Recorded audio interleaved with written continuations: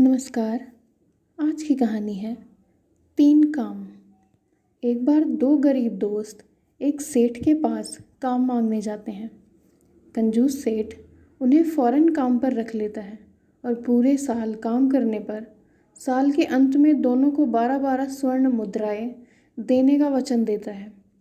साथ ही सेठ यह भी शर्त रखता है कि अगर उन्होंने काम ठीक से नहीं किया या किसी आदेश का पालन ठीक से नहीं किया तो उस एक गलती के बदले 4 स्वर्ण मुद्राएं वो उनकी तनख्वाह से काट लेगा।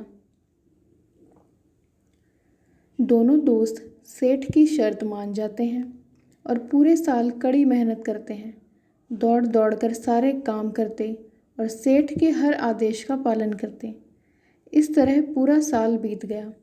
दोनों सेठ के पास 12-12 स्वर्ण मुद्राएं मांगने जाते हैं, पर सेठ बोलता है कि अभी साल का आखिरी दिन पूरा नहीं हुआ और मुझे तुम दोनों से आज ही 3 और काम करवाने हैं। दोनों हैरान थे, पर क्या कर सकते थे। सेठ ने 3 काम बताने शुरू किए। पहला काम, छोटी सुराही में बड़ी सुराही डालकर दिखाओ।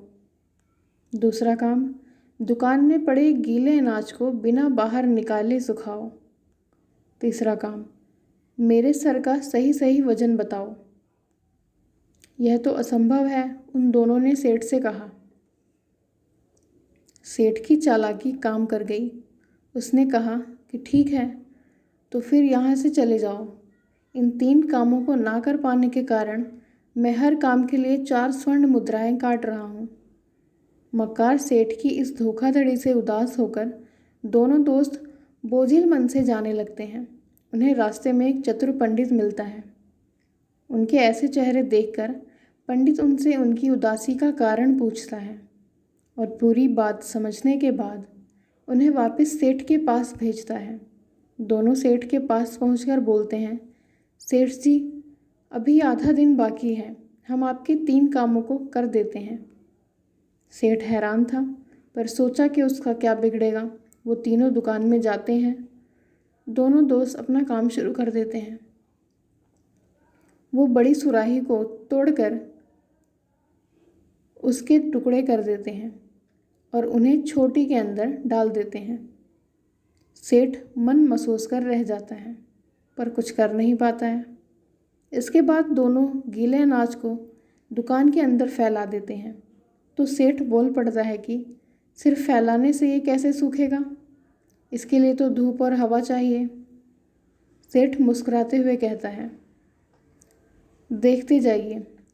ऐसा कहते हुए दोनों मित्र हथौड़ा उठाकर आगे बढ़ जाते हैं और दुकान की दीवार और छत तोड़ डालते हैं, जिससे वहाँ हवा और धूप दोनों आने लगती है। क्रोधित मित्रों को सेठ और उसके आदमी देखते रह जाते हैं, पर किसी के भी उन्हें रोकने की हिम्मत नहीं होती। अब आखिरी काम बचा होता है। दोनों मित्र तलवार लेकर सेठ के सामने खड़े होते हैं और कहते हैं, मालिक, आपके सिर का सही सही वजन तौलने के लिए इसे धड़ से अलग करना होगा। कृपया बिना हिले स्थिर खड़े रहें। अब सेठ को समझ आ जाता है कि वह गरीबों का हक किस तरह मार सकता। बिना आनाकानी के वह उन दोनों को 12-12 स्वर्ण मुद्राएं सौंप देता है। धन्यवाद।